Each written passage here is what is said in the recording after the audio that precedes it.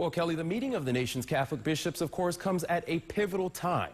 President Obama is grappling with how to respond to threats posed by ISIS, as well as now how to address Syrian refugees in the United States. The strategic plan the bishops come up with will guide voters for the next 4 years.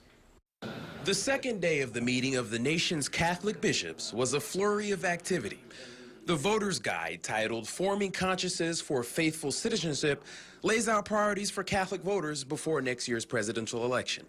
Among Catholic voters in Maryland watching the conference, some 500,000 people across 9 jurisdictions. Is to be a teaching document and to be a guidance for our Catholic people. The document touches on many of the issues laid out during Pope Francis's visit earlier this year.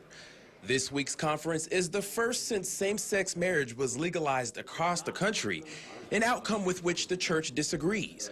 Even still, bishops are making that a priority. 1,000 laws are being affected by this, and I think that's why we bring it to attention. Other issues taking center stage at the conference: abortion laws, pornography, poverty, and the immigration and emerging Syrian refugee crisis. We've been in contact with the Obama administration. As governors across the country said they were closing their states to the settlement of those refugees, today, Governor Hogan joined other governors across the U.S. in opposition of allowing refugees in Maryland.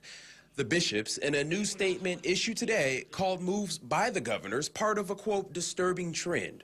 Instead, they called on elected officials to provide a, quote, safe haven for Syrian refugees. And you have attempted to bring into the document as much new material as possible. Speaking in front of the General Assembly, D.C. Cardinal Donald Wuerl advised patience. I would not want the perfect to become the enemy of the good.